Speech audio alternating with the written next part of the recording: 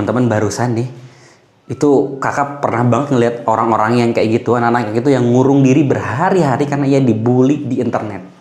Jadi teman-teman, kegiatan bully di internet ini akhirnya munculin perasaan sedih, kecewa, marah oleh korban kepada si pelakunya.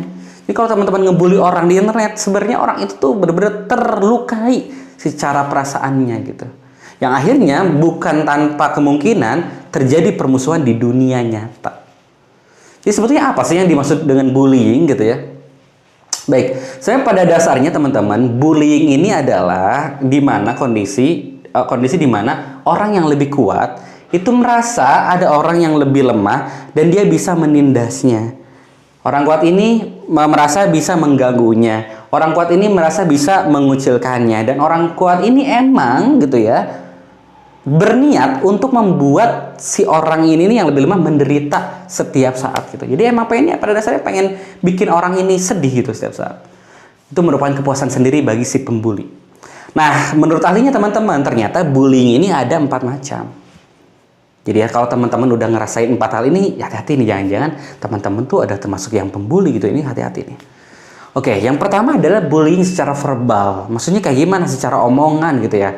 Misalnya pakai julukan nama, misalnya namanya Awaludin, nama ayahnya Muiz gitu ya, dipanggil bukan namanya, anaknya malah dipanggil ayahnya, Muiz, sini lu Muiz. Nah, kalau kayak gitu itu bahaya tuh. Jangan-jangan si anak ini yang dibully itu benar-benar sakit hati tuh. Itu ya bullying secara verbal. Bullying secara fisik, misalnya gitu ya, menampar, tendang. Dulu kakak sering banget tuh ya di SMP tiba-tiba digesek kupingnya sampai merah gitu ya. Nah, itu bullying secara fisik. Berarti teman-teman udah ngelakuin bullying secara fisik kalau udah sampai tahap itu. Yang ketiga adalah bullying secara relasional. Misalnya, itu tuh Mas Uci gitu ya, nyontek kagak dikasih gitu. Udah jauhin, jangan ditemenin kata itu. Nah, jadi ngecilin orang itu secara tidak langsung itu kita udah membuli orang tersebut secara relasional. Dan yang terakhir adalah cyberbully tentunya, atau bullying di internet. Jadi ternyata bullying di internet itu lebih kejam gitu ya kan, netizen mah benar nggak teman-teman?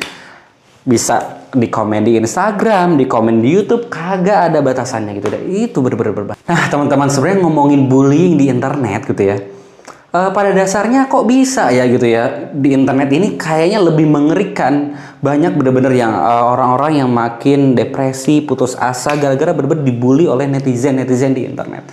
Jadi kebanyakannya bullying di internet ini bersifat verbal atau omongan gitu ya. Dan itu justru malah lebih mengerikan karena seseorang yang membuli di internet dia merasa kalem nggak ada orang yang lihat, kalem lah nggak ada yang bisa tahu aku lagi ada di mana gitu ya.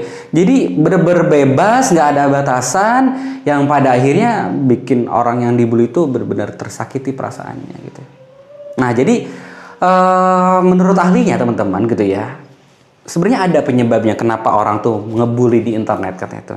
Kenapa sih seseorang tuh pengen banget ngebully di internet? Yang pertama adalah ketidakseimbangan kekuatan. Jadi si pelaku bullying ini adalah bisa jadi orang yang lebih tua gitu ya, orang yang lebih besar, orang yang lebih kuat, lebih mahir, atau lebih lah dibanding si korbannya. Jadi dia merasa si ini nggak bisa ngebales nih, akhirnya dia ngebully itu habis-habisan. Yang kedua adalah si orang ini kenapa bisa ngebully orang di internet, karena emang dia pada dasarnya punya niat buat mencederai atau buat ngebully gitu loh. Yang ketiga adalah dia merasa ketika ngebully dan orang yang dibulinya ini dia jadi sedih, dia jadi masang status gitu ya, dia masang IG story, aduh aku sedih, aku kesel sama orang yang ngebully ini. Justru itu membuat diri dia untuk terus menerus gitu ya, ketagihan buat ngebully. Dia semakin seneng ketika ada orang yang ketika orang tersebut tuh benar-benar termakan buliannya. Yang keempat adalah bisa jadi teman-teman, kalau bullying ini dilakukan secara terus-menerus malah bisa jadi teror bagi si korban. Teror maksudnya kayak gimana? Pernah lihat nggak? Ada seseorang yang dia bikin foto, kemudian dia diedit sedemikian rupa gitu ya, dibikin meme gitu ya, di-share ke berbagai sosial media. Akhirnya foto yang dia tadinya bagus malah jadi memalukan bagi orang tersebut. Nah, itu ngomongin teror gitu. Jadi kenapa lebih mengerikan ya bullying di internet itu? Nah teman-teman udah tahu kan sebenarnya tuh bullying tuh dampaknya kayak gimana gitu ya.